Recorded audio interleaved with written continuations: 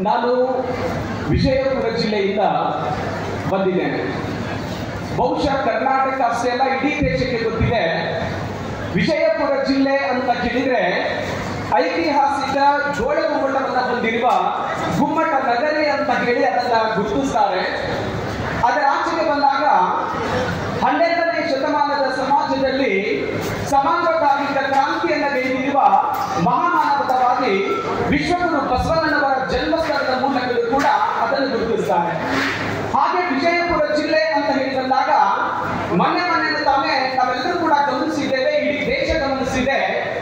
ಏನು ಅಂತ ಹೇಳಿದ್ರೆ ವಿಜಯಪುರ ಜಿಲ್ಲೆ ಕೇವಲ ಗುಮ್ಮಟ ನಗರಿಯಾಗಿ ಬಿಡುವುದಿಲ್ಲ, ಅದನ್ನ ಮೀರಿ ಏನು ಅಂತ ಹೇಳಿದ್ರೆ ಅದು ಜ್ಞಾನ ಗುಮ್ಮಟ ಅಂತ ಹೇಳಿ ಅನಿಸ್ಕೊಂಡಿದೆ. ಕಾರಣ ಏನು ಅಂತ ಹೇಳಿದ್ರೆ ಒಂದು ಕಡೆಗೆ ವಚನ ಸಾಹಿತ್ಯವನ್ನ ಕೊಟ್ಟಿರುವ ಪಗು ಹಡಗಟ್ಟಿಯವರ ವಚನ ಗುಮ್ಮಟ ಅಂತ ಅನಿಸ್ಕೊಂಡ್ರೆ, ಇನ್ನೊಂದೆಡೆಗೆ ಮೊನ್ನೆ ತಾನೇ ನಮ್ಮನ್ನ ಅಗಲಿ ಹೋದ 21ನೇ ಶತಮಾನದ ಶ್ರೇಷ್ಠ ಸಂತ ನಡೆದಾಡುವ ದೇವರು ಜ್ಞಾನ ಸಿರಿ ಪರಮ ಪೂಜ್ಯ ಸಿದ್ದೇಶ್ವರ ಅಪ್ಪನವರ ಪವಿತ್ರ ಭೂಮಿ ಕೂಡ ಅದು ವಿಜಯಪುರ ಜಿಲ್ಲೆ ಅನ್ನುವಂಥದ್ದನ್ನ ನಾವೆಲ್ಲ ಈ ಸಂದರ್ಭದಲ್ಲಿ ಸ್ಮರಿಸಿಕೊಳ್ತಾ, ಬಹುಶಃ ನನಗನ್ಸುತ್ತೆ ಪರಮ ಪೂಜ್ಯ ಸಿದ್ದೇಶ್ವರ ಅಪ್ಪನವರು ಅಂತ ಹೇಳಿದಾಗ ಎಲ್ಲರಿಗೂ ಗೊತ್ತಿದೆ. ಎಲ್ಲ ಮಹಾನ್ ಚೇತನ ಅಂತ ಹೇಳಿದ್ರೆ ಅವರ ಇಡೀ ಜೀವನಕ್ಕೆ 2 ದೀಕ್ಷೆಗಳನ್ನ ಕಟ್ಕೊಂಡಿದ್ರು. ಯಾವ 2 ದೀಕ್ಷೆಗಳು ಅಂತ ಹೇಳಿದ್ರೆ, ಒಂದು ಬೇಡ, ಇನ್ನೊಂದೇನು ಅಂದ್ರೆ ಸಾಕು. ಈ 2 ದೀಕ್ಷೆಗಳನ್ನು ಕಟ್ಕೊಂಡಂತ ಪರಮ ಪೂಜ್ಯರು. ಹಾಗಾದ್ರೆ ಒಂದು ಬೇಡ, ಇನ್ನೊಂದು ಸಾಕು. ಹಾಗಾದ್ರೆ ಯಾವುದು ಬೇಡ? ಹಾಗಾದ್ರೆ ಪರಮ ಪೂಜ್ಯರು ಹುಟ್ಟಾನೆ ಸುಮಾರು 80 ಎಕರೆಗಿಂತ ಹೆಚ್ಚು ಆಸ್ತಿಯನ್ನು ಹೊಂದಿದ್ರು. ಹಾಗೆ ಹುಟ್ಟ ಬೆಳೆದಂತ ವ್ಯಕ್ತಿ ವಿಚಾರ ಮಾಡಿದ್ರು, ಇದರಲ್ಲಿ ಸುಖ ಇಲ್ಲ, ಹಾಗಾಗಿ ನನಗೆ ಹುಟ್ಟಿನಿಂದ ಬಂದಿರುವ ಈ ಆಸ್ತಿ ಬೇಡ.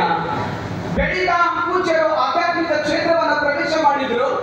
ಎಷ್ಟೋ ಜನ ಭಕ್ತರು ದಕ್ಷಿಣೆಯನ್ನು ಕೊಡಲಿಕ್ಕೆ ಬಂದ್ರು. ಹಾಗಾದ್ರೆ ದಕ್ಷಿಣೆ ಕೊಟ್ರೆ ಅಂಗಿಗೆ ಕಿಶೆ ಇದ್ರೆ ಹಾಕ್ಬೇಕು ಅಂತ ಆಸೆ ಬರುತ್ತೆ. ನನ್ನ ಅಂಗಿಗೆ ಕಿಶೆ ಬೇಡ ಅಂತ ಹೇಳಿ ದಕ್ಷಿಣೆಯನ್ನು ಕೂಡ ಬೇಡ ಅಂತ ಹೇಳಿದ್ರು. ಭಕ್ತರು ಪರಮ ಪೂಜ್ಯರಿಗೆ ಅಡ್ಡಾಡ್ತೀರಿ, ಅಡ್ಡಾಡ್ಲಿಕ್ಕೆ ಕಾರ್ ಬೇಕು, ಕಾರನ್ನ ಕೊಡ್ತೀನಿ ಅಂತಾಗ್ಲೂ ಕೂಡ ಎಲ್ಲವನ್ನ ತೊರೆದ ಸನ್ಯಾಸಿ ನಾನು, ಯಾವುದು ಕೂಡ ಬೇಡ ಅಂತ ಹೇಳಿದ್ರು. ಮುಂದೆ ಕರ್ನಾಟಕ ವಿಶ್ವವಿದ್ಯಾಲಯ ಧಾರವಾಡದವರು ಪರಮ ಪೂಜ್ಯರೇ, ನಿಮ್ಮ ಆಧ್ಯಾತ್ಮಿಕ ಸೇವೆಯನ್ನು ಗುರುತಿಸಿ ನಾವು ನಿಮಗೆ ಗೌರವ ಡಾಕ್ಟರೇಟ್ ಅನ್ನ ಕೊಡ್ತೀವಿ ಅಂದಾಗ್ಲೂ ಕೂಡ ಬೇಡ ಅಂತ ಹೇಳಿದ್ರು. ಕೊನೆಗೊಂದು ದಿನ ಭಾರತ ಸರ್ಕಾರ ಪೂಜ್ಯರನ್ನ ಗುರುತಿಸಿ ನಿಮಗೆ ಪದ್ಮಶ್ರೀ ಅನ್ನುವಂತ ಅತ್ಯುನ್ನತ ನಾಗರಿಕ ಪ್ರಶಸ್ತಿಯನ್ನ ಕೊಡ್ತೇನೆ ಅಂದಾಗ್ಲೂ ಕೂಡ ಪೂಜ್ಯರು ಹೇಳಿದ್ರು. ಎಲ್ಲವನ್ನ ತೊರೆದ ಸನ್ಯಾಸಿಗೆ ಪ್ರಶಸ್ತಿಗಳು ಬೇಡ, ಸಮಾಜದಲ್ಲಿ ಎಷ್ಟೋ ಜನ ಒಳ್ಳೆಯವರಿದ್ದಾರೆ, ಸಮಾಜಮುಖಿ ಕಾರ್ಯಗಳನ್ನ ಮಾಡ್ತಾರೆ, ಅವರಿಗೆ ಸಲ್ಲಿಸ್ರಿ ಅಂತ ಹೇಳ್ತಾ ಬೇಡ ಬೇಡ ಬೇಡ ಎನ್ನುವ ದೀಕ್ಷೆಯನ್ನ ಕೊಟ್ಟಂತವರು. ಹಾಗಾದ್ರೆ ಇನ್ನೊಂದು ದೀಕ್ಷೆ ಬದುಕಿಗೆ ಯಾವುದು? ಸಾಕು ಅಂತ ಹೇಳಿ. ಯಾವುದು ಸಾಕು? ಪರಮ ಪೂಜ್ಯರು ಕೊನೆಯ ದಿನದಲ್ಲಿ ಇದ್ರು. ಎಲ್ಲ ರಾಜಕಾರಣಿಗಳು ಸರಿ ಇಡೀ ಜನ ಹೇಳಿದ್ರು, ಪೂಜ್ಯರೇ ಇನ್ನೊಂದಷ್ಟು ದಿವಸ ನೀವು ಬದುಕಬೇಕು, ನಮ್ಮ ಆಶೀರ್ವಾದ ಮಾಡಬೇಕು, ಅರಿವಿನ ಕಣ್ಣುಗಳನ್ನು ತರಿಸಬೇಕು, ನಿಮ್ಮ ಆಶೀರ್ವಾದ ನಮಗೆ ಬೇಕು, ವೈದ್ಯಕೀಯ ಚಿಕಿತ್ಸೆಯನ್ನ ಪಡೆದುಕೊಳ್ಳಿ, ನೀವು ಇನ್ನೊಂದಷ್ಟು ಜನ ಇರಬೇಕು ಅಂತಾಗ್ಲೂ ಕೂಡ ಪೂಜ್ಯರು ಹೇಳಿದ್ರು, ಹುಟ್ಟಿದ ಜೀವ ಒಂದು ದಿನ ಮಣ್ಣನ್ನ ಸೇರಲೇಬೇಕು, ಯಾರು ಬಂದಿದೆನೋ ಅದು ಹಾಗೆ ಹೋಗ್ಬೇಕು, ಕೃತಕವಾಗಿ ಅದನ್ನ ಬಂಧಿಸಬೇಡಿ ಅಂತ ಹೇಳ್ತಾ ಬದುಕಿಗೂ ಕೂಡ ಸಾಕು ಅಂತ ಹೇಳಿ ಸಾವಿನ ಕಡೆಗೆ ಹೆಜ್ಜೆಯನ್ನು ಹಾಕಿದಂತ ನಡೆದಾಡುವ ದೇವರು ಯಾರು ಅಂದ್ರೆ ಅದು ಪರಮ ಪೂಜ್ಯ ಸಿದ್ದೇಶ್ವರ ಅಪ್ಪನವರು. ಅವ್ರು ಹೇಳ್ತಾರೆ, ಸತ್ಯವೂ ಇಲ್ಲ, ಅಸತ್ಯವೂ ಇಲ್ಲ, ಸಹಜವೂ ಇಲ್ಲ, ಅಸಹಜವೂ ಇಲ್ಲ, ನಾನು ಇಲ್ಲ, ನೀನು ಇಲ್ಲ, ಇಲ್ಲ ಇಲ್ಲ ಎನ್ನುವುದು ತಾನಿಲ್ಲ, ಗುಹೇಶ್ವರ ಲಿಂಗದೊಳಗೆ ತಾಪಯಲು ಅಂತ ಹೇಳ್ತಾ ಬಯಲಲ್ಲಿ ಬಯಲಾಗಿ ಹೋದ್ರಲ್ಲ ಅಂತಹ ಪರಮ ಪೂಜ್ಯ ಸಿದ್ದೇಶ್ವರ ಅಪ್ಪನವರಿಗೆ ನಿಮ್ಮೆಲ್ಲರ ಮೂಲಕ ಒಂದು ಸಾರಿ ಅವರಿಗೆ ನಮನಗಳನ್ನ ಈ ಸಂದರ್ಭದಲ್ಲಿ ಸಲ್ಲಿಸ್ತಾ, ಎಷ್ಟು ಸಂತೋಷದ ಸಂದರ್ಭದಲ್ಲಿ ನಾವೆಲ್ಲರೂ ಕೂಡ ಇವತ್ತು ಪಾಲ್ಗೊಂಡಿದ್ದೇವೆ ಅಂತ ಕೇಳಿದ್ರೆ, ಬಹುಶಃ ಇವತ್ತು ಶಿಕ್ಷಕರ ಹಬ್ಬ. ಯಾರು ಶಿಕ್ಷಕರು ಅಂತ ಕೇಳಿದ್ರೆ ನಮ್ಮನ್ನ ಹೇಳ್ತಾರೆ ಅವರು ಬ್ರಹ್ಮ ವಿಷ್ಣು ಮಹೇಶ್ವರ ಅಂತ ಹೇಳಿ ದೇವರ ತ್ರಿಮೂರ್ತಿಗಳ ಸ್ಥಾನದಲ್ಲಿ ಇಟ್ಟು ನಮ್ಮನ್ನ ಪೂಜೆ ಮಾಡ್ತಾರೆ. ಆದ್ರೆ ಆಚೆಗೆ ಬಂದಾಗ ಒಬ್ಬ ಶಿಕ್ಷಕ ರಾಷ್ಟ್ರದ ನಿರ್ಮಾತೃ, ಒಬ್ಬ ಸೃಷ್ಟಿಕರ್ತ ಅಂತ ಹೇಳಿ ಇಡೀ ದೇಶದ ಭವಿಷ್ಯ ನಾವು ಉದ್ದಿಮೆಗಳಲ್ಲಿ ಸ್ಥಾಪನೆ ಮಾಡೋದ್ರಲ್ಲಿ ಇಲ್ಲ, ರಸ್ತೆಗಳನ್ನು ನಿರ್ಮಾಣ ಮಾಡೋದ್ರಲ್ಲಿ ಇಲ್ಲ, ಇವೆಲ್ಲ ಇದ್ದಾಗಲೂ ಕೂಡ ಈ ದೇಶದ ಅಭಿಮಾನ ಪ್ರೀತಿಯನ್ನ ಇಟ್ಟುಕೊಂಡಿರುವ ಮೌಲ್ಯಗಳನ್ನ ಹೊಂದದೇ ಇರುವಂತಹ ವ್ಯಕ್ತಿಯ ನಿರ್ಮಾಣವಾಗದ ಹೊರತು ಈ ದೇಶದ ನಿರ್ಮಾಣ ಸಾಧ್ಯ ಇಲ್ಲ. ಹಾಗಾದ್ರೆ ಈ ರಾಷ್ಟ್ರವನ್ನ ಕಟ್ಟುವ ಶಕ್ತಿ ಅದು ಶಿಕ್ಷಕನಿಗೆ ಇದೆ ಅಂತ ಹೇಳ್ತಾ ಇಡೀ ಬದುಕನ್ನ ಮಕ್ಕಳ ಬದುಕಿಗೋಸ್ಕರ ತ್ಯಾಗ ಮಾಡುವಂತಹ ತ್ಯಾಗಜೀವಿಗಳು ಯಾರು ಅಂದ್ರೆ ಶಿಕ್ಷಕರು. ಅದಕ್ಕೆ ಪರಮ ಪೂಜ್ಯ ರಾಧಾಕೃಷ್ಣನ್ ಅವರು ಹೇಳಿದ್ರು, ಮಾನ್ಯರೇ ನಿಮ್ಮ ಬರ್ತ್ಡೇನ ಆಚರಣೆ ಮಾಡ್ತೇನೆ. ಅವ್ರು ಹೇಳಿದ್ರು, ನನಗೆ ರಾಷ್ಟ್ರಪತಿ ಅನ್ನುವಂಥದ್ರಲ್ಲಿ ಖುಷಿ ಇಲ್ಲ, ಉಪರಾಷ್ಟ್ರಪತಿ ಅಂತ ಗುರುತಿಸಿದ್ರೆ ನನಗೆ ಯಾವ ಖುಷಿ ಕೂಡ ಇಲ್ಲ.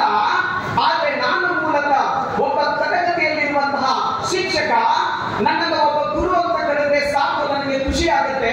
ಹಾಗೆ ಇಡೀ ಸಮಾಜಕ್ಕೋಸ್ಕರ ಮಕ್ಕಳಿಗೋಸ್ಕರ ತಮ್ಮ ಬದುಕನ್ನ ತೆರೆಯುವ ಗುರುಗಳು ಯಾರು ನಮ್ಗೆ ಗೊತ್ತಿದೆ. ಸಹಜವಾಗಿ ನಮ್ಮ ಮಕ್ಕಳು ಏನಾದ್ರೂ ಸಾಧನೆ ಮಾಡಿದ್ರೆ ನನ್ನ ಮಗ ಹಾಗೆ ಮಾಡಿದ, ನನ್ನ ಮಗಳು ಹೀಗೆ ಮಾಡಿದ್ಲು ಅಂತ ಹೇಳಿ ನಾವೆಲ್ಲ ತಲೆ ಮೇಲೆ ಕುಂದಿಸ್ಕೊಂಡು ಮೆರವಣಿಗೆ ಮಾಡ್ತೇವೆ. ಆದ್ರೆ ಜಗತ್ತಿನಲ್ಲಿ ಯಾವ್ದಾದ್ರೂ ಒಬ್ಬ ವ್ಯಕ್ತಿ ತನ್ನ ಮಕ್ಕಳ ಅಲ್ಲದೆ ಇದ್ರು ಕೂಡ ಬೇರೆಯವರ ಮಕ್ಕಳು ಸಾಧನೆಯನ್ನು ಮಾಡಿದಾಗ ಅವರನ್ನ ತಲೆ ಮೇಲೆ ಕೂಡಿಸ್ಕೊಂಡು ಅದು ನನ್ನ ಮಗು, ನಾನು ಕಲಿಸಿದ ಮಗು ಅಂತ ಹೇಳಿ ಮೆರವಣಿಗೆಯನ್ನ ಮಾಡುವ ಹೃದಯವಂತಾಗಿದ್ರೆ ಅದು ನಾವು V people are the teachers ಅನ್ನೋದನ್ನ ನಾವೆಲ್ಲ ನೆನಪಲ್ಲಿ ಇಟ್ಕೊಳ್ಬೇಕಲ್ಲ. ರಾಧಾಕೃಷ್ಣನ್ ಅವರು ಹೇಳಿದ್ರು, ನನ್ನ ದಿನಾಚರಣೆಯನ್ನ ನೀವು ಶಿಕ್ಷಕರ ದಿನಾಚರಣೆ ಅಂತ ಆಚರಣೆ ಮಾಡಿ ಅವರಿಗೆ ಗೌರವ ಬರಲಿ ಅಂತ ಹೇಳಿದ್ರಲ್ಲ, ಅಂತ ಶ್ರೇಷ್ಠವಾದ ಪವಿತ್ರ ವೃತ್ತಿ ನಮ್ದು. ಎಂತ ವೃತ್ತಿ ಅಂತ ಕೇಳಿದ್ರೆ ಆಗ್ಲೇ ಹೇಳಿದ್ರಲ್ಲ, ಎಲ್ಲ ವೃತ್ತಿಗಳಿಗಿಂತ ಶ್ರೇಷ್ಠ ವೃತ್ತಿ ನಮ್ದು. ಯಾಕೆ? ಕಾಯಕದಲ್ಲಿ ಯಾವುದು ಹೆಚ್ಚು ಇಲ್ಲ, ಕಡಿಮೆ ಇಲ್ಲ, ಎಲ್ಲ ಕಾಯಕಗಳು ಶ್ರೇಷ್ಠ. ಆದರೂ ಕೂಡ ಶಿಕ್ಷಕ ವೃತ್ತಿ ಯಾಕೆ ಶ್ರೇಷ್ಠ ಅಂತ ಕೇಳಿದ್ರೆ ನಮ್ಗೆ ಗೊತ್ತಿದೆ. ಇವತ್ತು ಅನೇಕ ಜನ ಡಾಕ್ಟರ್ಸ್ ಗಳಿದ್ದಾರೆ, ವೈದ್ಯರ ಹತ್ರ ಅನೇಕ ಜನ ಪೇಷಂಟ್ ಗಳು ಬರ್ತಾರೆ, ಅಳ್ತಾ ಇರ್ತಾರೆ, ಚೀರ್ತಾ ಇರ್ತಾರೆ. ರೋಗಿಗಳ ಮುಖವನ್ನ ಒಬ್ಬ ಡಾಕ್ಟರ್ ನೋಡ್ಬೇಕು. ಒಬ್ಬ ಲಾಯರ್ ಹತ್ರ ಹೋದ್ರೆ ಜಗಳಾಡಿಕೊಂಡು ಬರುವಂತಹ ಅವನು ಏನ್ ನೋಡ್ಬೇಕು ಅಂದ್ರೆ ಕಕ್ಷಿದಾರರನ್ನ ನೋಡ್ಬೇಕು. ಅಷ್ಟೇ ಅಲ್ಲ, ಮಾನ್ಯ ಶಾಸಕರಿದ್ದಾರೆ ದೊಡ್ಡ ಸಾಹಿತ್ಯ ಸರ್ ಅವರು ಬೆಳಗ್ಗೆ ಎದ್ದು ಬಂದು ಚೇರ್ ಮೇಲೆ ಕುಂತ್ರೆ ಬರುವಂತ ನೂರಾರು ಜನ ಕೂಡ ಸರ್ ನಮ್ಮ ಊರಿಗೆ ಹಾಗಾಗ್ಬೇಕು, ನನ್ ಕೆಲಸ ಹೀಗಾಗ್ಬೇಕು ಅಡ್ಕೊಂಡು ಬರುವಂತ ಜನರೇ ಅವ್ರು ಮುಂಜಾನೆ ಎದ್ದು ಅವ್ರ ಮುಖವನ್ನ ನೋಡ್ಬೇಕು.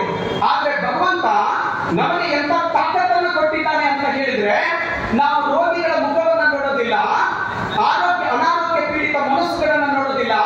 ಇಡೀ ದೇಶದ ಭವಿಷ್ಯವನ್ನ ತಮ್ಮ ಮನಸ್ಸುಗಳಲ್ಲಿ ಇಟ್ಕೊಂಡು ನಗನಗತಾ ಬರ್ತಾ ಹೂವಿನಂತೆ ಅಳುತ್ತಾ ಇರುವಂತಹ ಜೀವಂತ ಮಕ್ಕಳ ಜೊತೆಗೆ ಕಾರ್ಯವನ್ನ ನಿರ್ವಹಿಸುವ ಏಕೈಕ ವ್ಯಕ್ತಿ ಯಾರಾದ್ರೂ ಇದ್ರೆ V people are the teachers ಅನ್ನೋದನ್ನ ನಾವ್ಯಾರು ಕೂಡ ಮರೆಯೋದಕ್ಕೆ ಸಾಧ್ಯನೇ ಇಲ್ಲ.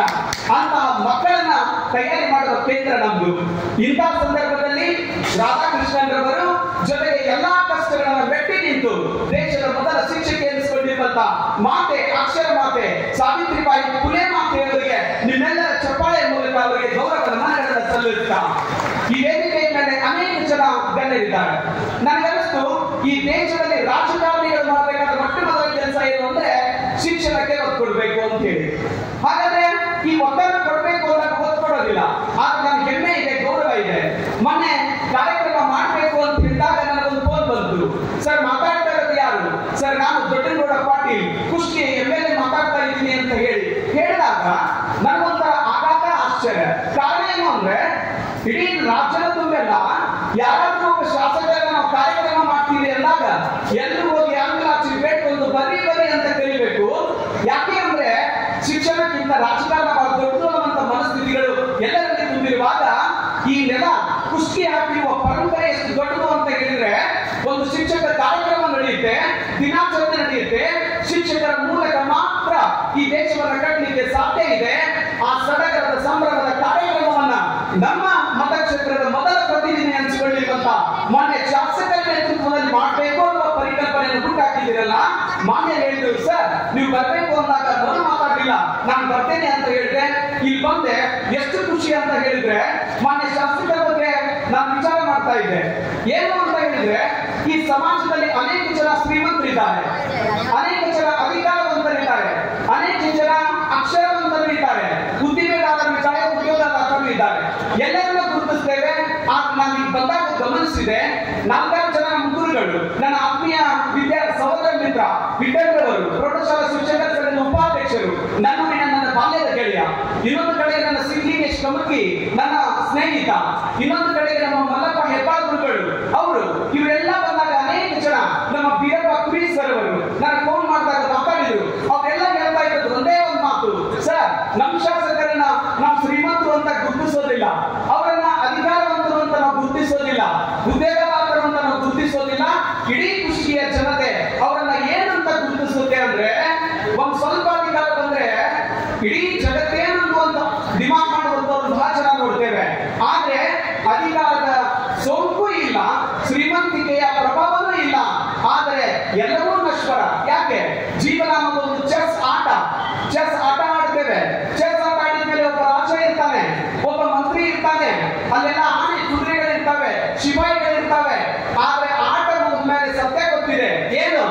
ರಾಜ ಸೇರೋದು, ಮಂತ್ರಿ ಸೇರೋದು, ಹಾಗೆ ಎಲ್ಲಾ ಸಿಪಾಯಿಗಳು ಸೇರೋದು ಕೂಡ ಒಂದೇ ಒಂದು ಬಾಕ್ಸಿಗೆ. ಹಾಗೆ ನಾವು 3 ಮತ್ತು 6 ಅಡಿಯ ಜಾಗದಲ್ಲೇ ಸೇರೋದು ಮಾತ್ರ ಶತಸಿದ್ಧ. ಆದ್ರೆ ಈ ಮಧ್ಯದಲ್ಲಿ ಜನರ ಹೃದಯವನ್ನು ಗೆಲ್ಲುವುದಿದೆಯಲ್ಲ, ಬಹುಶಃ ಮಾನ್ಯ ದೊಡ್ಡಗೌಡ ಪಾಟೀಲ್ ಸರ್ ಅವರು ಇಡೀ ತಾಲೂಕಿನ ತುಂಬಾ ಹೃದಯವಂತ ಶಾಸಕರು ಅಂತ ಗುರುತಿಸಿಕೊಂಡಿದ್ದಾರಲ್ಲ, ಅದು ಅವರ ನಿಜವಾದ ಗುರುತಿಸುವಿಕೆ ಅಂತ ಹೇಳ್ತಾ ಮಾನ್ಯರಿಗೆ ಈ ಸಂದರ್ಭದಲ್ಲಿ ವಂದಿಸ್ತಾ, ದೊಡ್ಡ ಸಾಹೇಬರವರು ಬಹಳ ತುಂಬಾ ಅರ್ಥಗರ್ಭಿತವಾದ ಮಾತುಗಳನ್ನ ಆಡ್ತಾ ನಮ್ಮ ಜವಾಬ್ದಾರಿಯನ್ನು ಎಚ್ಚರಿಸಿಕೊಟ್ರು. ಮಾನ್ಯರಿಗೆ ವೇದಿಕೆ ಮೇಲೆ ಮಾನ್ಯ ಶ್ರೀ PO ಸಾಹೇಬರು ಇದ್ದಾರೆ.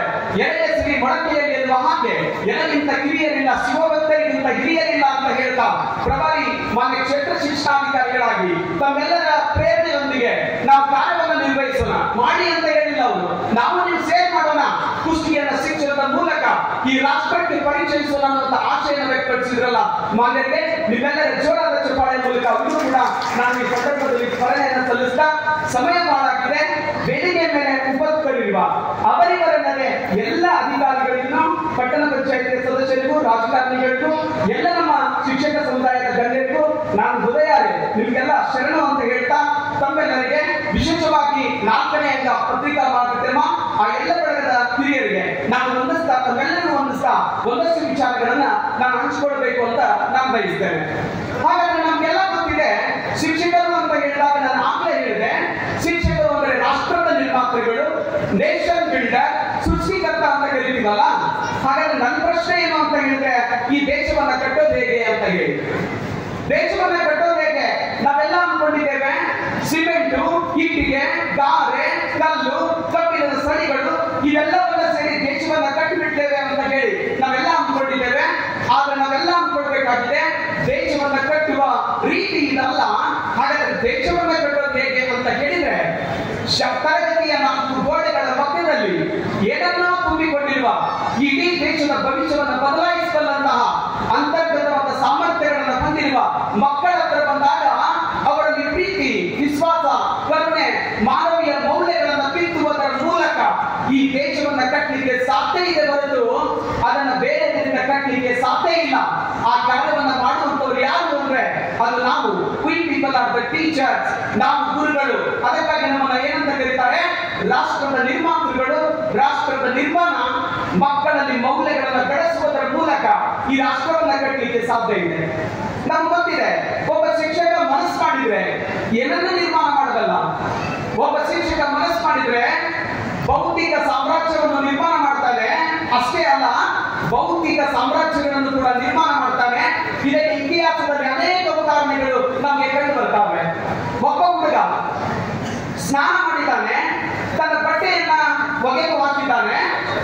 ಒಂದು ಕುದುರೆ ಓಡಿ ಬರುತ್ತೆ, ಅದು ಅಶ್ವಮೇಧ ಕುದುರೆ, ಅದು ಪಲ್ಲವರ ಕುದುರೆ. ಹಾಗೆ ಪಲ್ಲವರ ಕುದುರೆ ಓಡ್ತಾ ಇದ್ದು ಅವನ ಬಟ್ಟೆಯ ಮೇಲೆ ಹಾದು ಹೋಗುತ್ತೆ. ಆ ಹುಡುಗ ಕುದುರೆಯ ಬಾಲವನ್ನು ಹಿಡಿದು ನಿಲ್ಲಿಸಬೇಕು ಅಂತ ಪ್ರಯತ್ನ ಮಾಡ್ತಾನೆ. ಆಗ ಸೇನಾಧಿಪತಿ ಹೇಳ್ತಾನೆ, ಅಪ್ಪ ಮಗು, ಇದು ಪಲ್ಲವರ ಕುದುರೆ, ಅಶ್ವಮೇಧ ಕುದುರೆ, ಇದನ್ನ ತಡೆಯೋದಕ್ಕೆ ಸಾಧ್ಯ ಇಲ್ಲ, ಹೋಗು ಅಂತ ಹೇಳಿ ದೂರ ತಡೆದಿರ್ತಾರೆ. ಆಗ ಅವಮಾನಿತಗೊಂಡಂತ ಬಾಲಕ ಗುರುಗಳ ಹತ್ರ ಬರ್ತಾನೆ, ವಿಷ್ಣು ಶರ್ಮಾ ಅವರ ಹತ್ರ. ಆ ಹುಡುಗ ಕೇಳಿದ, ಗುರುಗಳೇ, ನಾನು ಆ ಕುದುರೆಯನ್ನು ತಡೆದು ನಿಲ್ಲಿಸಲಿಕ್ಕೆ ಸಾಧ್ಯ ಇಲ್ವಾ? ಕೇಳಿದಾಗ ಆ ಟೀಚರ್ ಏನ್ ಹೇಳಿದ್ರು ಅಂದ್ರೆ, ಒಬ್ಬ ಆರ್ಡಿನರಿ ಟೀಚರ್ ಆಗಿದ್ರೆ ಏನ್ ಹೇಳ್ಬೋದಿತ್ತು? ಮಗು, ಅದು ರಾಜರ ವಿಷಯ, ಅದು ಅಶ್ವಮೇಧ ಕುದುರೆ, ನಿನ್ನಿಂದ ಆಗೋದಿಲ್ಲ, ಬಿಟ್ಬಿಡು ಅಂತ ಹೇಳ್ತಾ ಇದ್ರು. ಅವನು ಗುರು ಅಂತ ಅನ್ಸ್ಕೊಳ್ಳೋದಕ್ಕೆ ಸಾಧ್ಯ ಇಲ್ಲ. ಒಬ್ಬ ನಿಜವಾದ ಗುರು ಏನ್ ಹೇಳ್ತಾ ಗೊತ್ತಾ? ಆ ಹುಡುಗನಿಗೆ ಹೇಳ್ತಾನೆ, ಮಗು, ನಿನ್ನಿಂದ ಅಸಾಧ್ಯವಾದದ್ದು ಏನಿದೆ? ಮನಸ್ಸು ಮಾಡು, ಪ್ರಯತ್ನ ಪಡು, ಅಶ್ವಮೇಧ ಕುದುರೆಯ ಆ ಕುದುರೆಯನ್ನ ತಡೆಗಟ್ಟಬಹುದು ಅಂತ ಹೇಳಿದಾಗ ಅದೇ ದಿನ ಶಾಸ್ತ್ರವನ್ನು ಓದುವುದರ ಬದಲಾಗಿ ಕೈಯಲ್ಲಿ ಶಸ್ತ್ರವನ್ನು ಹಿಡಿದು ಯುದ್ಧ ಕಲೆಯನ್ನ ಕಲಿತು ರಾಜನೀತಿಯನ್ನ ಕಲಿತು ಮುಂದೊಂದು ದಿನ ಪಲ್ಲವರನ್ನ ಸೋಲಿಸಿ ಕಳಿಸಿ ಕನ್ನಡದ ಮೊಟ್ಟ ಮೊದಲ ರಾಜಮನೆತನ ಕದಂಬ ಮನೆತನವನ್ನು ಸ್ಥಾಪನೆ ಮಾಡ್ತಾನೆ ಅವನು ಮಯೂರ ವರ್ಮ. ಹಾಗಾದ್ರೆ ಆ ಮಯೂರ ವರ್ಮನ ಸಾಮ್ರಾಜ್ಯದ ಸೃಷ್ಟಿಯ ಹಿಂದೆ ಇದ್ದದ್ದು ಯಾರು? ನಾವು. ಒಬ್ಬ ಗುರು ವಿಷ್ಣು ಶರ್ಮಾ ಅನ್ನೋದನ್ನು ನಾವು ಯಾರು ಕೂಡ ಮರೆಯೋದಕ್ಕೆ ಸಾಧ್ಯವೇ ಇಲ್ಲ. ಒಬ್ಬ ಹುಡುಗ ಹೋಗ್ತಿರ್ತಾನೆ, ಮನುಷ್ಯ ಗುರು ದಾರಿಯಲ್ಲಿ ಹೋಗ್ತಾ ಇರ್ಬೇಕಾದ್ರೆ ಅವರಿಗೆ ನಂತರ ಅವಮಾನ ಮಾಡ್ತಾರೆ. ಅವಮಾನ ಮಾಡಿದಾಗ ಆ ಅವಮಾನದಲ್ಲಿ ಕುತ್ತು ಹೋಗ್ತಾ ಇರ್ಬೇಕಾದ್ರೆ ರಸ್ತೆಯಲ್ಲಿ ಒಂದು ಹುಲ್ಲು ಕಡ್ಡಿಗೆ ತಾಗಿ ಬಿದ್ದು ಬಿಡ್ತಾನೆ. ಬಿದ್ದಾಗ ವಿಚಾರ ಮಾಡಿದ, ಒಂದು ಹುಲ್ಲು ಕಡ್ಡಿ ನನ್ನನ್ನು ಸೋಲಿಸಲಿಕ್ಕೆ ಸಾಧ್ಯ ಇದೆ ಅನ್ನೋದಾದ್ರೆ ನನ್ನನ್ನು ಅವಮಾನ ಮಾಡಿದ ನಂದರನ್ನು ಯಾಕೆ ಸೋಲಿಸಬಾರ್ದು? ಹಾಗೆ ಆಟ ಆಡ್ಕೊಂಡಿದ್ದಂತ ಒಬ್ಬ ಹುಡುಗ ಚಂದ್ರಗುಪ್ತ ಮೌರ್ಯನನ್ನು ಕರೀತಾನೆ. ಅವರಿಗೆ ಎಲ್ಲ ತರಬೇತಿಯನ್ನ ಕೊಡ್ತಾರೆ. ಅದೇ ಚಂದ್ರಗುಪ್ತ ಮೌರ್ಯ ಮುಂದೊಂದು ದಿನ ಬೆಳೆದು ನಂದರ ಸಾಮ್ರಾಜ್ಯವನ್ನ ಅವನತಿ ಮಾಡಿ ಭಾರತದಲ್ಲಿ ಮೌರ್ಯ ಸಾಮ್ರಾಜ್ಯವನ್ನು ಸ್ಥಾಪನೆ ಮಾಡ್ತಾರೆ ಅಂತ ಹೇಳೋದಾದ್ರೆ ಯಾರು ಮಾಡಿದ್ರು? ಅವತ್ತು ಅದರ ಹಿಂದೆ ಇದ್ದಂತ ಒಬ್ಬ ಗುರು ಚಾಣಕ್ಯ, ಕೌಟಿಲ್ಯ ಅನ್ನೋದನ್ನ ನಾವು ಯಾರು ಕೂಡ ಮರೆಯೋದಕ್ಕೆ ಸಾಧ್ಯ ಇಲ್ಲ. ಹಾಗಾದ್ರೆ ಒಬ್ಬ ಶಿಕ್ಷಕ ಸಾಮ್ರಾಜ್ಯಗಳನ್ನ ನಿರ್ಮಾಣ ಮಾಡ್ತಾನೆ. ಆ ತಾಕತ್ತು ಒಬ್ಬ ಗುರುವಿನಲ್ಲಿದೆ. ಮನಸ್ಸು ನಮ್ಗೆ ಇವತ್ತು ಗೊತ್ತಿದೆ, ಜಪಾನ್ ದೇಶ, ಅಮೆರಿಕ ಅವರು ಹಿರೋಶಿಮಾ ಮತ್ತು ನಾಗಾಸಾಕಿಗಳ ಮೇಲೆ ಅಮೆರಿಕ ಬಾಂಬನ್ನು ಹಾಕುತ್ತೆ. ಇಡೀ ಜಪಾನ್ ದೇಶ ಅವನತಿಯನ್ನ ಬಂದುತ್ತೆ. ಆದ್ರೂ ಕೂಡ ನಮ್ಗೆ ಹೆಮ್ಮೆ ಇರಲಿ, ಕೇವಲ 15 ವರ್ಷಗಳಲ್ಲಿ ಇವತ್ತು ಜಪಾನ್ ತಂತ್ರಜ್ಞಾನದಲ್ಲಿ ಬೆಳೆದ ನಿಂತ ರೀತಿ ಏನು ಅಂತ ಹೇಳಿದ್ರೆ ಜಪಾನ್ ಇವತ್ತು ಮೇಲೆ ಎತ್ತಿದೆಯಲ್ಲ, ಅದಕ್ಕೆ ಇವತ್ತು ತಲೆ ಎತ್ತಿ ನಿಲ್ಲೋದಕ್ಕೆ ಕಾರಣವಾಗಿತ್ತು ಯಾರಿಂದ ಅಂತ ಹೇಳಿದ್ರೆ ಅಲ್ಲಿ ಇರುವಂತಹ ಗುರುಗಳು ಅನ್ನೋದನ್ನ ನಾವ್ಯಾರು ಕೂಡ ಮರೆಯೋದಕ್ಕೆ ಸಾಧ್ಯನೇ ಇಲ್ಲ. ಹಾಗಾದ್ರೆ ಒಬ್ಬ ಗುರುಗಳು ಮನಸ್ಸು ಮಾಡಿದ್ರೆ ಏನನ್ನ ನಿರ್ಮಾಣ ಮಾಡಲಿಕ್ಕೆ ಸಾಧ್ಯ ಇದೆ. ಚಾಣಕ್ಯ ಹೇಳ್ತಾರೆ, ಆಚಾರ್ಯ ಚಾಣಕ್ಯ, ಒಂದು ದೇಶದ ಭವಿಷ್ಯ ಆ ದೇಶದ ಶಿಕ್ಷಕರ ಜ್ಞಾನದ ಮಟ್ಟವನ್ನ ಮೀರಲಿಕ್ಕೆ ಸಾಧ್ಯ ಇಲ್ಲ ಅಂತ ಹೇಳ್ತಾರೆ. ಅವ್ರು ಹೇಳ್ತಾರೆ, ಶಿಕ್ಷಣ ಅನ್ನೋದು ಒಬ್ಬ ಶಿಕ್ಷಕನ ತೊಡೆಯ ಮೇಲೆ ಆಡುವ ಕೂಸು ಇದ್ದಂಗೆ ಅಂತ ಹೇಳಿ. ಶಿಕ್ಷಣ ಇರೋದು ನಮ್ಮ ತೊಡೆಯ ಮೇಲೆ. ಆ ಶಿಕ್ಷಣವನ್ನ ಪಡೆಯಲಿಕ್ಕೆ ಬಂದಿರುವ ಮಕ್ಕಳ ಭವಿಷ್ಯವನ್ನು ರೂಪಿಸೋದು ನಾವು. ನಮ್ಮ ಜ್ಞಾನ, ಅಂತ ಜ್ಞಾನ ಸಂಪನ್ನವಾದ ಶಿಕ್ಷಕರ ಮೂಲಕ ಈ ದೇಶದ ಭವಿಷ್ಯವನ್ನು ನಿರ್ಮಾಣ ಮಾಡಲಿಕ್ಕೆ ಸಾಧ್ಯ ಇದೆ. ಒಬ್ಬ ಗುರು ಒಬ್ಬ ಕವಾಡವನ್ನು ಸೃಷ್ಟಿ ಮಾಡಬಲ್ಲ. ಯಾಕೆ ಸೃಷ್ಟಿ ಮಾಡಬಲ್ಲ ಅಂತ ಹೇಳಿದ್ರೆ ನಮ್ಗೆಲ್ಲ ಗೊತ್ತಿದೆ. ಏನು ಅಂತ ಹೇಳಿದ್ರೆ ಒಬ್ಬ ಗುರು ಮನಸ್ಸು ಮಾಡಿದ್ರೆ ಪವಾಡ. ಯಾಕೆ ಅಂತ ಹೇಳಿದ್ರೆ ಅಸಾಧ್ಯವಾದದನ್ನ ಸಾಧ್ಯವಾಗಿ ತೋರಿಸ್ತಾನೆ. ಏನಾಯ್ತು? ಒಬ್ಬ ಹುಡುಗ ಪಾಠವನ್ನು ಕಲಿತಾ ಇರ್ತಾನೆ. ಪಾಠವನ್ನು ಕಲಿತಾ ಇರ್ಬೇಕಾದ್ರೆ ಗುರುಗಳು ಪಾಠವನ್ನು ಮಾಡ್ತಾ ಇರ್ತಾರೆ. ಪಕ್ಷಿಯ ಬಗ್ಗೆ ಪಾಠ ಮಾಡಿದ್ರು. ತಿಳಿದ ಅಂತ ಕೇಳಿದ್ರು. ಎಲ್ಲ ವಿದ್ಯಾರ್ಥಿಗಳು ಹೇಳಿದ್ರು, ಸರ್ ನನಗೆ ತಿಳಿತು. ಆಗ ಒಬ್ಬ ಹುಡುಗ ಹೇಳಿದ, ಸರ್ ನೀವು ಮಾಡ್ತಾ ಇದ್ದಂತ ಪಾಠ ನನಗೆ ಅಷ್ಟಾಗಿ ತಿಳಿದಿಲ್ಲ. ಒಬ್ಬ ಗುರುಗಳ ವಿಚಾರ ಮಾಡಿದ್ರು, ಇದ್ರ ಆಚೆಗೆ ನಾನು ಏನ್ ಮಾಡ್ಬೇಕು? ಒಬ್ಬ ಹುಡುಗನಿಗೆ ನಾನು ತಿಳಿಬೇಕಲ್ಲ. ದಡ್ಡ ಅಂತ ಹೇಳಿಲ್ಲ, ಎಲ್ಲರೂ ತಿಳಿದು ನಿನಗ್ಯಾಕೆ ತಿಳಿಲಿಲ್ಲ? ದಡ್ಡ ಸಿಕ್ಕಾಮಣಿ ಹೋಗು ಅಂತ ಬೈಲಿಲ್ಲ. ಆದ್ರೆ ಗುರು ವಿಚಾರ ಮಾಡಿದ್ರು, ಒಂದು ಮಗುವಿಗೆ ತಿಳಿದಿಲ್ಲ ಅಂತ ಹೇಳಿದಾಗ ತಿಳಿಯುವ ಹಾಗೆ ಹೇಳುವಂತದ್ದು ನನ್ನ ಧರ್ಮ. ಹಾಗಾದ್ರೆ ಗುರು ಹೇಳಿದ್ರು, ನಡಿ ಹೊರಗಡೆ ಅಂತ ಹೇಳಿದ್ರು. ಸಮುದ್ರ ದಂಡೆ, ಅಲ್ಲಿ ಪಕ್ಷಿಗಳು ಹಾರಾಡ್ತಾ ಇತ್ತು. ಗುರುಗಳು ಹೇಳಿದ್ರು, ನೋಡು ಅದು ಪಕ್ಷಿ ಹಾಕ್ತಾ ಇದೆ. ಪಕ್ಷಿಗೆ ರೆಕ್ಕೆಗಳಿದ್ದಾವೆ. ಆ ರೆಕ್ಕೆಗಳ ಸಮಯದಿಂದ ಗಾಳಿಯನ್ನ ಹಿಂದಕ್ಕೆ ತಳ್ಳಿ ಮುಂದಕ್ಕೆ ಹೋಗುತ್ತೆ. ನೋಡು ಪಕ್ಷಿ ಅಂತ ಹೇಳಿದ್ರು. ವಿದ್ಯಾರ್ಥಿಗಳ ಗುರು ಖುಷಿ ಆಯ್ತು ನನಗೆ. ಆದ್ರೆ ಸರ್ ಒಂದು ಪ್ರಶ್ನೆ. ಏನು ಪ್ರಶ್ನೆ? ಸರ್ ನನ್ನ ಪ್ರಶ್ನೆ ಏನು ಅಂತ ಹೇಳಿದ್ರೆ, ಹಾಗಾದ್ರೆ ಪಕ್ಷಿ ರೆಕ್ಕೆಗಳ ಸಹಾಯದಿಂದ ಗಾಳಿಯನ್ನ ಹಿಂದಕ್ಕೆ ತಳ್ಳಿ ಅದು ಮುಂದಕ್ಕೆ ಹೋಗುತ್ತೆ. ಆದ್ರೆ ನನ್ನ ಪ್ರಶ್ನೆ ಏನು ಅಂದ್ರೆ, ಸರ್ ವಿಮಾನ ಇದೆಯಲ್ಲ, ವಿಮಾನ ಹಾರುತ್ತೆ. ಹಾಗಾದ್ರೆ ವಿಮಾನ ಹಾರೋದು ಹಾರ್ತಿರ್ಬೇಕಾದ್ರೆ ಅದಕ್ಕೆ ರೆಕ್ಕೆಗಳಿದ್ದಾವೆ. ಆದ್ರೆ ರೆಕ್ಕೆಗಳಿದ್ದಾವೆ, ರೆಕ್ಕೆಗಳು ಚಲಿಸೋದಿಲ್ಲ. ಆದ್ರೂ ಕೂಡ ವಿಮಾನ ಹಾರುತ್ತಲ್ಲ ಸರ್, ಯಾಕೆ ಅಂತ ಹೇಳಿದಾಗ ಒಬ್ಬ ಪ್ರಾಮಾಣಿಕ ಗುರು, ನಿಜವಾದಂತ ಗುರು ಹೇಳ್ತಾನೆ, ಮಗು ನಿಜ ಅದು ನನಗೆ ಗೊತ್ತಿಲ್ಲ. ಆದ್ರೆ ಮಗು ನೀನ್ ಬಿಡಬಾರ್ದು. ನೀನ್ ಹೋಗ್ಬೇಕು, ವಿಮಾನದಲ್ಲಿ ಅಡ್ಡಾಡ್ಬೇಕು, ಬಾಹ್ಯಾಕಾಶಕ್ಕೆ ಹೋಗ್ಬೇಕು, ಕ್ಷಿಪಣಿಗಳನ್ನ ನಿರ್ಮಾಣ ಮಾಡ್ಬೇಕು, ನೀನ್ ದೊಡ್ಡ ಸಾಧನೆಯನ್ನ ಮಾಡ್ಬೇಕು ಮಗು. ಒಬ್ಬ ಗುರು ತನಗೆ ಆಗದೇ ಇರುವ ಕನಸಿನ ಬೀಜವನ್ನ ಆ ಎಳೆಯ ಮನಸ್ಸಿನಲ್ಲಿ ಬಿತ್ತಾರೆ. ಹಾಗೆ ಅದೇ ಹುಡುಗ ಮುಂದೊಂದು ದಿನ ಭಾರತದಲ್ಲಿ ಬೆಳೆದು ಯಾರು ಬೆಳೀತಾರೆ ಅಂತ ಹೇಳಿದ್ರೆ, ಒಂದು ಹೆಸರು ಹೇಳಿದ್ರೆ ಸಾಕು ತಲೆಬಾಗಿ ಕೈ ಮುಗಿತೀವಲ್ಲ, ಅವರು ದೇಶ ಕಂಡಂತ ಶ್ರೇಷ್ಠ ವಿಜ್ಞಾನಿ, ಮ್ಯಾನ್ ಆಫ್ ದಿ ಮಿಸೈಲ್ಸ್, ಈ ದೇಶ ಕಂಡಂತ ಸರಳ ರಾಷ್ಟ್ರಪತಿ ಡಾಕ್ಟರ್ APJ ಅಬ್ದುಲ್ ಕಲಾಂ ಆಗಿ ಬರಲಿಕ್ಕೆ ಸಾಧ್ಯ ಇದೆ ಅನ್ನೋದನ್ನ ನಾವು ನೆನಪು ಮಾಡ್ಕೊಳ್ಬೇಕಲ್ವಾ? ದುರಂತ ನನಗೆ ನೋವಿದೆ. ಯಾಕೆ ಅಂತ ಕೇಳಿದ್ರೆ, ಶಿಕ್ಷಣ ಇವತ್ತು ಎಲ್ಲಿ ಬಂದ್ಬಿಟ್ಟಿದೆ ಅಂತ ಹೇಳಿದ್ರೆ ಏನು ಅಂದ್ರೆ ದಾಖಲೆಗಳನ್ನ ಶಿಕ್ಷಣದ ಕೆಲಸ. ಶಿಕ್ಷಣ ಅಂತ ಹೇಳಿದ್ರೆ ಇವತ್ತು ಎಲ್ಲಿ ಬಂದಿದೆ? ಅಂಕಗಳನ್ನ ಪಡೆದುಕೊಳ್ಳೋದು, ಡಿಗ್ರಿಗಳನ್ನ ಪಡೆದುಕೊಳ್ಳೋದು, ರ್ಯಾಂಕ್ಗಳನ್ನ ಪಡೆದುಕೊಳ್ಳೋದು, ಅದರ ಆಚೆಗೆ ಒಂದು ಜಾಬ್ ಅನ್ನ ತೆಗೆದುಕೊಂಡ್ಬಿಟ್ರೆ ಸಾಕು ಅದು ಶಿಕ್ಷಣ ಅಂತ ಹೇಳಿ ಅನ್ನುವಷ್ಟರ ಮಟ್ಟಿಗೆ ಶಿಕ್ಷಣ ತಲುಪಿರೋದ್ರಿಂದ ಇವತ್ತು ದೇಶದಲ್ಲಿ ಆಗ್ತಾ ಇರುವಂತಹ ಅವಾಂತರಗಳನ್ನ ನಾವೆಲ್ಲರೂ ಕೂಡ ನೋಡ್ತಾ ಇದ್ದೇವೆ. ಎಲ್ಲಿ ಬಂದಿದೆ? ಶಿಕ್ಷಣ ಮಗುವಿನಲ್ಲಿ ಬದುಕಿನ ಬಗ್ಗೆ ಆಶೆಯನ್ನು ಕೊಡಬೇಕು, ಆತ್ಮಸ್ಥೈರ್ಯವನ್ನು ತುಂಬಬೇಕು, ಸೋಲುಗಳಾದಾಗ ಅದನ್ನು ಮೆಟ್ಟಿ ನಿಲ್ಲುವ ತಾಕತ್ತನ್ನು ಕೊಡಬೇಕು, ಅವಮಾನಗಳನ್ನು ಸಹಿಸಿಕೊಳ್ಳುವ ತಾಕತ್ತನ್ನು ಕೊಡಬೇಕು, ಅದು ಶಿಕ್ಷಣ. ಆದ್ರೆ ಇವತ್ತು ಏನಾಗ್ತಾ ಇದೆ? ನಾವು ನೋಡ್ತೇವೆ, ರಿಸಲ್ಟ್ ಬರುತ್ತೆ, ಒಬ್ಬ ಶಿಕ್ಷಕನಾಗಿ ನನಗೆ ಕಾಡುತ್ತೆ, ನೋವಾಗುತ್ತೆ. ಪ್ರತಿ ಸರಿ SSLC ರಿಸಲ್ಟ್ ಬರುತ್ತೆ, ಎಷ್ಟು ಒತ್ತಡ ಅಂದ್ರೆ ಬಹುಶಃ ನನಗೆ ಅನ್ಸುತ್ತೆ ಮಾತಾಡಬಾರ್ದು, ಗೌರವಿಸೋಣ. ಆದ್ರೆ ಇವತ್ತು ಮಕ್ಕಳ ಮೇಲಿರುವಂತಹ ಭಾರ, ಒತ್ತಡ ಏನಾಗಿದೆ ಅಂತ ಹೇಳಿದ್ರೆ ಇವತ್ತು ನಾವು ನೋಡ್ತೇವೆ SSLC ರಿಸಲ್ಟ್. ಯಾಕೆಂದ್ರೆ ಅಂಕಗಳ ಹಿಂದೆ ಬನ್ನಿ ಅಂತಿರುವ ಪರಿಣಾಮ SSLC ರಿಸಲ್ಟ್ ಬರುತ್ತೆ, ಮರುದಿನ ಪತ್ರಿಕೆಯಲ್ಲಿ ಓದ್ತೇವೆ ಅಂಕಗಳು ಕಡಿಮೆ ಬಂದದಕ್ಕೆ ಆತ್ಮಹತ್ಯೆ, ಎಳೆಯ ಮಕ್ಕಳು ಬದುಕನ್ನು ಕಳೆದುಕೊಳ್ತಾ ಇದ್ದಾರೆ. ರ್ಯಾಂಕ್ ಬರಲಿಲ್ಲ ಅನ್ನುವಂತ ಕಾರಣಕ್ಕೆ ಮಕ್ಕಳು ಅವರು ರ್ಯಾಂಕ್ ಅನ್ನು ಪಡ್ಕೊಳ್ತಾ ಇದ್ದಾರೆ. PUC ರಿಸಲ್ಟ್ ಬಂದಾಗ್ಲೂ ಕೂಡ ಹಾಗೆ, ನೀಟ್ ರಿಸಲ್ಟ್ ಬಂದಾಗ್ಲೂ ಕೂಡ ಹಾಗೆ. ಅಷ್ಟೇ ಅಲ್ಲ, ಇಡೀ ಶಿಕ್ಷಣ ಕಲಿಯೋದೇ ಅಂದ್ರೆ ನೌಕರಿ ಮಾಡೋದಕ್ಕೆ. ನೌಕರಿನೇ ಶಿಕ್ಷಣ. ನೌಕರಿ ಸಿಗದೆ ಇದ್ರೆ ಸಾಕು ಎಷ್ಟೋ ಜನ ವಿದ್ಯಾರ್ಥಿಗಳು ಬದುಕನ್ನು ಕಳೆದುಕೊಳ್ತಾರೆ, ಆತ್ಮಹತ್ಯೆಯನ್ನು ಮಾಡ್ಕೊಳ್ತಾರೆ ಅನ್ನೋದಾದ್ರೆ ನಾವೆಲ್ಲ ಟೀಚರ್ಸ್ಗಳು ಇವತ್ತು ನಮ್ಮ ದಿನದ ದಿನ ನಾವು ವಿಚಾರ ಮಾಡಬೇಕಾಗಿದೆ. What kind of education are we really providing? ಒಬ್ಬ ಮಗುವಿನಲ್ಲಿ ಸೋಲನ್ನು ಮೆಟ್ಟಿ ನಿಲ್ಲೋದಕ್ಕೆ ಆಗದೆ ಇದ್ರೆ, ಬದುಕನ್ನು ಕಟ್ಟಿಕೊಳ್ಳೋದಕ್ಕೆ ಆಗದೆ ಇದ್ರೆ, ಅಂತ ಸ್ವಾವಲಂಬಿ ಶಿಕ್ಷಣವನ್ನ, ಆತ್ಮಸ್ಥೈರ್ಯವನ್ನ, ಮಾನಸಿಕ ಶಕ್ತಿಯನ್ನು ನಮಗೆ ಕೊಡ್ಲಿಕ್ಕೆ ಆಗದೆ ಇದ್ರೆ ನಾವಾಗಬೇಕು. ನಮ್ಮನ್ನ ಯಾಕೆ ನೇಷನ್ ಬಿಲ್ಡರ್ ಅಂತ ಕಲಿಬೇಕು? ನನ್ಗೆ ಅನ್ಸುತ್ತೆ ಇವತ್ತು ಪರಿಸ್ಥಿತಿ ಹೇಗಾಗಿದೆ ಅಂದ್ರೆ, ನಾವು ಮಹಾಭಾರತದ ಕಥೆಯನ್ನ ಕೇಳಿದ್ದೇವೆ. ಏನು ಮಹಾಭಾರತದ ಕಥೆ? ದ್ರೋಣಾಚಾರ್ಯರು ಬಿಲ್ವಿದ್ಯೆಯನ್ನು ಕಲಿಸ್ತಾ ಇದ್ರು, ಎಲ್ಲ ಪಾಂಡವರನ್ನ ಕರೆದು ಗಿಡದ ಮೇಲೆ ಕುಳಿತಿರುವ ಪಕ್ಷಿಯನ್ನ ತೋರಿಸಿ ಎಲ್ಲರೂ ಕೇಳ್ತಾ ಇದ್ರು, ಮಗು ನಿನ್ಗೇನ್ ಕಾಣಿಸ್ತಾ ಇದೆ, ನಿನ್ಗೇನ್ ಕಾಣಿಸ್ತಾ ಇದೆ? ಅರ್ಜುನ ಕೊನೆಗೆ ಬಂದ, ಗುರುಗಳೇ ನನಗೆ ಪಕ್ಷಿ ಹಕ್ಕಿಯರು ಗಿಡದ ಮೇಲೆ ಕುಳಿತಿರುವ ಪಕ್ಷಿಯ ಕಣ್ಣುಗಳು ಮಾತ್ರ ಕಾಣಿಸ್ತಾ ಇದ್ದಾವೆ ಗುರುಗಳೇ, ಅದನ್ನ ಬಿಟ್ಟು ನನಗೆ ಬೇರೆ ಏನನ್ನೂ ಕಾಣಿಸ್ತಾ ಇಲ್ಲ. ದ್ರೋಣಾಚಾರ್ಯ ಹೇಳಿದ್ರು, ಸರಿ ಎತ್ತಿಗೋ ಬಿಲ್ಲನ್ನ, ಕೂಡು ಬಾಣವ, ಪಡಿ ಪಕ್ಷಿಯನ್ನ ಅಂದ್ರು. ಹಾಗಾದ್ರೆ ಅರ್ಜುನ ಏನ್ ಮಾಡಿದ? ಗುರುಗಳ ಆದೇಶ, ಬಿಲ್ಲನ್ನ ಎತ್ತಿಕೊಂಡ, ಬಾಣವನ್ನ ಕೂಡಿದ, ಪಕ್ಷಿಯನ್ನ ಪಡೆದು ಮುರುಳಿಸಿದ. ಇದೇ ಕತೆ ಕುವೆಂಪು ಅವರು ಬರೆದಿರುವಂತಹ ಬೆರಳಿಗೆ ಕೊರಳು ಅನ್ನುವಂತ ನಾಟಕದಲ್ಲಿ ಬರುತ್ತೆ. ಏನಾಯ್ತು ಅವತ್ತು? ಅವರು ಕರೆದ್ರು, ಯಾರನ್ನ ಕರೆದ್ರು? ಏಕಲವ್ಯನನ್ನ. ಏಕಲವ್ಯ ನಿಮ್ಗೆ ಏನ್ ಕಾಣಿಸ್ತಾ ಇದೆ?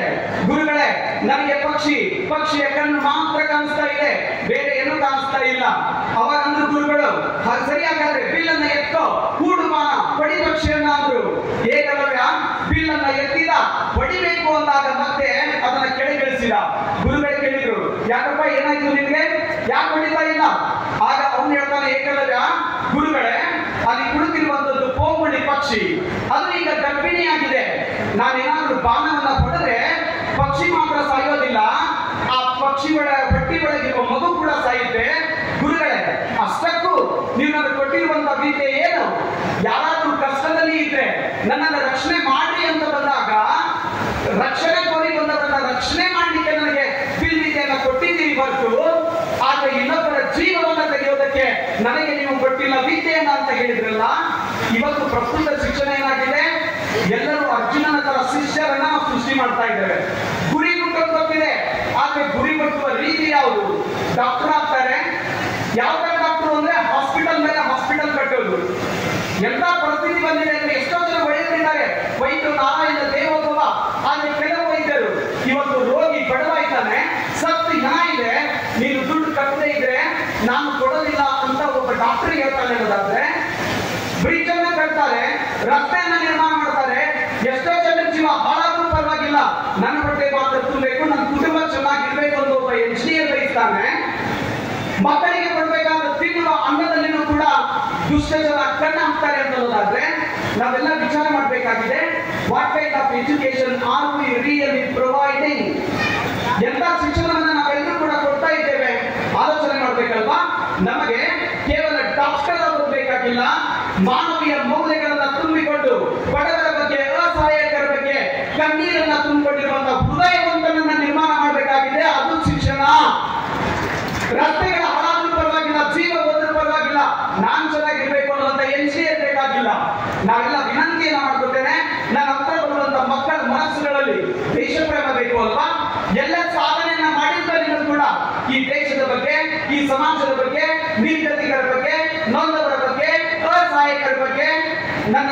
ಮಾನವೀಯತೆ ಬರಲಿಲ್ಲ, ನನ್ನ ಕರುಣೆಯ ಕಡಲು ಒಡೆಯಲಿಲ್ಲ ಅಂತ ಹೇಳಿದ್ರೆ ಏನೆಲ್ಲ ಮಾಡ್ತಾ ಇದ್ದೇವೆ ನಾವು? ದಯವಿಟ್ಟು ನಾನು ಅತ್ಯಂತ ಕಿರಿಯ ಗುರುಗಳಾಗಿ ನಾನು ವಿನಂತಿಯನ್ನ ಮಾಡ್ಕೊಳ್ತೇನೆ, ಮಕ್ಕಳ ಭವಿಷ್ಯ ಯಾಕಬೇಕು ಅಂದ್ರೆ ಕೇವಲ SSLC ಪರೀಕ್ಷೆ ಅದು ದೊಡ್ಡದಲ್ಲ.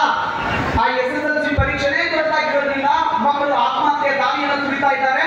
ನಾವು ಎಂತ ದೊಡ್ಡ ಜವಾಬ್ದಾರಿ ಅಂದ್ರೆ ಮಕ್ಕಳನ್ನ ಯಾವ ಪರೀಕ್ಷೆಗೆ ತಯಾರಿ ಮಾಡಬೇಕು? ಕೇವಲ ಜೀವನದ ಒಂದು ಭಾಗವಾಗಿರುವ SSLC, PUC, ನೀಟ್ ಪರೀಕ್ಷೆಯಲ್ಲ.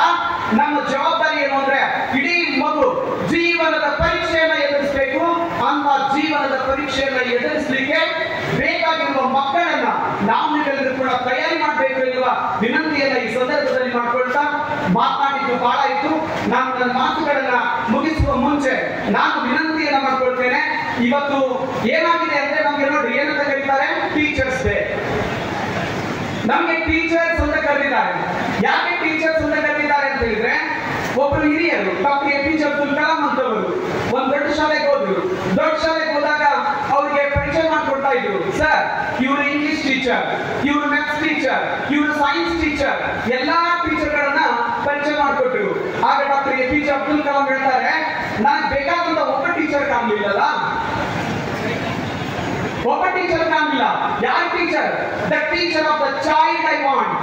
ನನಗೆ ಯಾರು ಬೇಕು ಅಂದ್ರೆ ಮಕ್ಕಳ ಶಿಕ್ಷಕ ಬೇಕು. ಅದಕ್ಕೆ ವಿಜ್ಞಾನ, ಗಣಿತ ಅದು ಬೇಕಾಗಿಲ್ಲ. ಆದ್ರೆ ನನಗೆ ಯಾರು ಬೇಕು ಅಂದ್ರೆ teacher of the child. I want the teacher of the child. ಮಗುವಿನ ಶಿಕ್ಷಕ ಬೇಕು. ಹಾಗಾದ್ರೆ ನಾವೆಲ್ಲ ಯಾಕೆ ಅಂದ್ರೆ ನಮ್ಮನ್ನ ಇವತ್ತು ಗುರು ಅಂತ ಕರೆಯೋದಿಲ್ಲ ಯಾರು.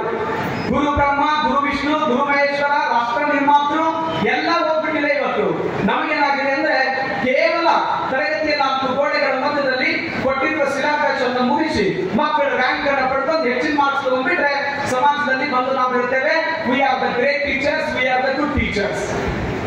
ಆದ್ರೆ ಅವ್ರು ಹೇಳ್ತಾರೆ, ಯಾರು ನಾವು ಟೀಚರ್ ಇದ್ರಿಂದ ಗುರುವಾದದ್ದು ಹೇಗೆ ಅಂತ ಕೇಳಿದ್ರೆ ಅವ್ರು ಹೇಳ್ತಾರೆ, ಯಾವ ಒಬ್ಬ ಶಿಕ್ಷಕ ಮಗುವನ್ನ ಅರ್ಥ ಮಾಡ್ಕೊತಾನೆ, ಮಗುವಿನ ಮುಖದ ಮೇಲಿರುವ ಹಸಿವನ್ನ ಅರ್ಥ ಮಾಡ್ಕೊತಾನೆ, ನೋವನ್ನ ಅರ್ಥ ಮಾಡ್ಕೊತಾನೆ, ಅವನು ಮಾತ್ರ ಒಬ್ಬ ಶ್ರೇಷ್ಠ ಶಿಕ್ಷಕನಾಗಲಿಕ್ಕೆ ಸಾಧ್ಯ ಇದೆ. ಅದಕ್ಕೆ ಹೇಳಿದ್ರಲ್ಲ ಏನು ಅವ್ರು ಹೇಳ್ತಾರೆ, ಓದಿ ಬ್ರಾಹ್ಮಣನಾಗು, ಕಾದಿ ಕ್ಷತ್ರಿಯನಾಗು, ಕಲೆಗಾರ, ವಿಜ್ಞಾನಿ, ವ್ಯಾಪಾರಿ, ಏನಾದರೂ ಆಗು, ನೀನು ಮೊದಲಿನಂತಾಗು, ಮೊದಲು ನೀನು ಮಾನವನಾಗು ಅಂತ ಹೇಳ್ತಾರಲ್ಲ. ಒಬ್ಬ ಒಳ್ಳೆ ಟೀಚರ್ ಯಾರಾಗಬಹುದು? ಒಳ್ಳೆ ಟೀಚರ್ ಇದ್ದವರನ್ನು ಮಾತ್ರ ಇವತ್ತು ನೆನಪಿಸ್ಕೊಳ್ಳುತ್ತೆ. ಇವತ್ತು ಡಾಕ್ಟರ್ APJ ಅಬ್ದುಲ್ ಕಲಾಂ ಅವರ ಹೆಸರನ್ನ ಹೇಳಿದಾಗ ಯಾರು ನೆನಪಿಗೆ ಬರ್ತಾರೆ? ಶಿವಸುಬ್ರಹ್ಮಣ್ಯಂ ಅಯ್ಯರ್.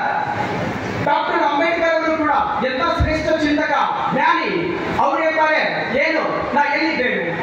ಬಹುಶಃ ತಪ್ಪಿರುವವರದ್ದು ಯಾರು ಕೂಡ ನಾವು ಡಾಕ್ಟರ್ BR ಅಂಬೇಡ್ಕರ್ ಅವರನ್ನ ಎಲ್ಲ ಹುಡುಕ್ತೇವೆ. ಎಲ್ಲಿ? ಮೂರ್ತಿಗಳಲ್ಲಿ, ಫೋಟೋಗಳಲ್ಲಿ ಎಲ್ಲ ಹುಡುಕ್ತೇವೆ.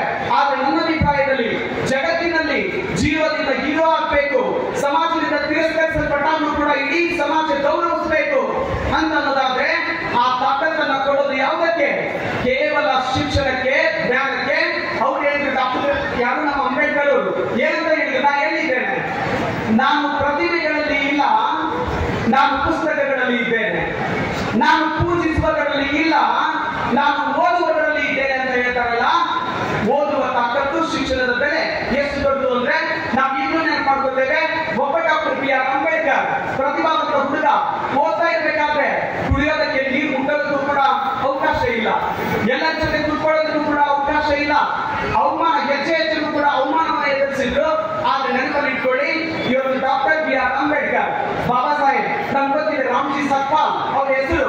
ಆದ್ರೆ ಒಬ್ಬ ಹುಡುಗನ ಜೊತೆಗೆ ಇವತ್ತು ಅಂಬೇಡ್ಕರ್ ಅಂತ ಹೆಸರು ಬಂದಿದೆ ಅಂತ ಕೇಳಿದ್ರೆ ಅವತ್ತು ಕರುಣೆ, ಮಮತೆ, ಪ್ರೀತಿ, ಹೃದಯವನ್ನು ಇಟ್ಕೊಂಡಂತ ಒಬ್ಬ ಗುರುಗಳು, ಆ ಬ್ರಾಹ್ಮಣ ಕುಟುಂಬದ ಒಬ್ಬ ಗುರು ಕೃಷ್ಣ ಅಯ್ಯರ್ ಅನ್ನುವಂಥವರು ಆ ಹುಡುಗನಿಗೆ ತಾವು ತಂದಿರುವ ಬುತ್ತಿಯಲ್ಲಿ ಊಟವನ್ನು ಕೊಟ್ಟು ಅವತ್ತು ಅವನ ಪ್ರೀತಿಯಿಂದ, ಮಮತೆಯಿಂದ ನೋಡಿ ಬೆಂದಿದ್ರಲ್ಲ.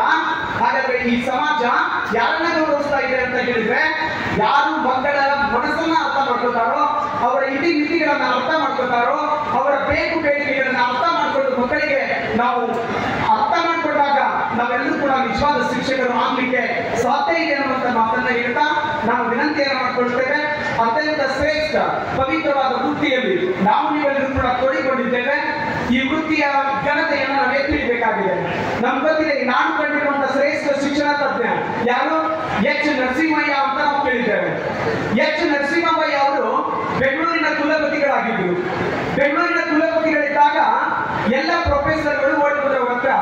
ಈ ಮಾತನ್ನ ಒಂದು ಹೇಳಿ ನನ್ನ ಮಾತನ್ನ ನಾನು ಮುಗಿಸಿದೆ.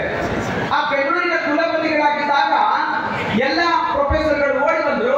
ಎಚ್ ನರಸಿಂಹ ಅವರ ಹತ್ರ ಹೇಳಿದ್ರು, ಸರ್ ನೀವು ಕುಲಪತಿಗಳು ನೀವೇನ್ ಮಾಡ್ಬೇಕು, ನಮ್ಮ ಮಾನ ಮತ್ತು ನಮ್ಮ ಸ್ಥಾನ ಎರಡನ್ನೂ ಹೆಚ್ಚು ಮಾಡ್ಬೇಕು ನೀವು ಅಂತ ಕೇಳಿದ್ರು.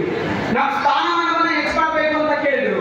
ಸ್ಥಾನಮಾನವನ್ನ ಹೆಚ್ಚು ಮಾಡ್ಬೇಕು ಅಂತ ಕೇಳಿದಾಗ ಎಚ್ ನರಸಿಂಹ ಅವರು ಒಂದು ಮಾತನ್ನ ಹೇಳಿದ್ರು, ನೋಡಪ್ಪ ನಾನು ಕುಲಪತಿ, ನಾನೇನ್ ಮಾಡ್ಬಲ್ಲೆ ಅಂದ್ರೆ ನಿಮ್ಮ ಸ್ಥಾನವನ್ನ ಹೆಚ್ಚಿಸಬಲ್ಲೆ, ನಾನು ಸಂಬಳವನ್ನ ಹೆಚ್ಚಿಸಬಲ್ಲೆ. ಆದ್ರೆ ಸ್ಥಾನವನ್ನ ಮಾತ್ರ ನಾನು ಹೆಚ್ಚಿಸ್ತೇನೆ, ಆದ್ರೆ ಮಾನವನ್ನ ಹೆಚ್ಚಿಸ್ಕೊಳ್ಬೇಕಾದವ್ರು ಯಾರು ಅಂತ ಕೇಳಿದ್ರೆ ನೀವು ಮಾತ್ರ. ನಿಮ್ಮ ಮಾನವನ್ನ ನೀವು ಮಕ್ಕಳನ್ನ ಅರ್ಥ ಮಾಡಿಕೊಳ್ಳೋದ್ರ ಮೂಲಕ, ಮಕ್ಕಳನ್ನ ಪ್ರೀತಿಸೋದ್ರ ಮೂಲಕ, ಇಡೀ ಬದುಕನ್ನ ಮಕ್ಕಳಿಗೋಸ್ಕರ ತ್ಯಾಗ ಮಾಡೋದ್ರ ಮೂಲಕ, ನೀವು ಬೋಧನೆಯ ಮೂಲಕ ಮಕ್ಕಳ ಜ್ಞಾನವನ್ನು ವಿಸ್ತಾರ ಮಾಡೋದ್ರ ಮೂಲಕ ನಿಮ್ಮ ಘನತೆಯನ್ನು ಹೆಚ್ಚಿಸಬೇಕು. ಅದು ಯಾವಾಗ ಸಾಧ್ಯ ಇದೆ? ಪಾಠ ಪೂಜೆಯಾಗಿ ಮಾರ್ಪಟ್ಟಾಗ, ನಾನು ಮಾಡುವ ಪಾಠ ಪೂಜೆ ಆದಾಗ ಅಂತ ಘನತೆಯನ್ನು ಹೆಚ್ಚಿಸಿಕೊಳ್ಳಿಕ್ಕೆ ಸಾಧ್ಯ ಇದೆ ಅನ್ನುವಂಥ ಮಾತನ್ನ ಈ ಸಂದರ್ಭದಲ್ಲಿ ಹೇಳ್ತಾ, ಮಾನ್ಯರೇ ತಾವೆಲ್ಲ ಅತ್ಯಂತ ಪ್ರೀತಿಯಿಂದ ಈ ಕಾರ್ಯಕ್ರಮದಲ್ಲಿ ಪಾಲ್ಗೊಂಡು ನಮ್ಮ ದಿನವನ್ನ, ಇದು ನಮ್ಮ ದಿನ ಅಂತ ಹೇಳಿದ್ರೆ ಇದು ಏನು ಅಂತ ಹೇಳಿದ್ರೆ, ಸೊ ನಮ್ಗೆ ಗೊತ್ತಿದೆ ಏನು ಅಂತ ಹೇಳಿದ್ರೆ ಅದು ನಮ್ಮ ದಿನ ಅಂದಾಗ ನಮ್ಮ ನಡೆದು ಬಂದ ದಾರಿಯನ್ನು ನೆನಪಿಸ್ಕೊಳ್ಬೇಕು. ನಮ್ಮ ಜಾಬ್ ಎಷ್ಟು ದೊಡ್ಡದು ಅನ್ನೋದನ್ನ ನಾವು ನೆನಪು ಮಾಡ್ಕೊಳ್ಬೇಕು.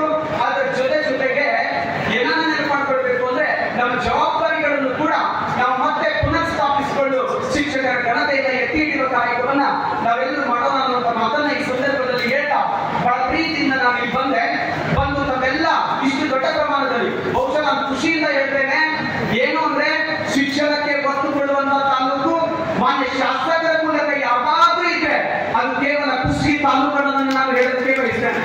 ಅಷ್ಟೇ ಅಲ್ಲ, ಶಿಕ್ಷಣಕ್ಕೆ ಇಷ್ಟು ಜನ ಇಡೀ ತಾಲೂಕಿನ ಎಲ್ಲ ಜನರು ಬಂದು ಹಬ್ಬದ ಶಿಕ್ಷಕ ದಿನಾಚರಣೆಯನ್ನು ಆಚರಣೆ ಮಾಡುವ ಏಕೈಕ ತಾಲೂಕು ಯಾವ್ದಾದ್ರು ಇದ್ರೆ ಹೆಮ್ಮೆ ಪಡಬೇಕು. ಅದು ಕುಷ್ಟಗಿ ಅನ್ನುವಂಥದ್ದನ್ನ ನಾನು ಅಭಿಮಾನ ಪ್ರೀತಿಯಿಂದ ಹೇಳ್ತಾ, ಮೊನ್ನೆ ಬೆಳಗುಂದಿಯಲ್ಲಿ ಒಂದು ಕಾರ್ಯಕ್ರಮ ಜರುಗಿತು.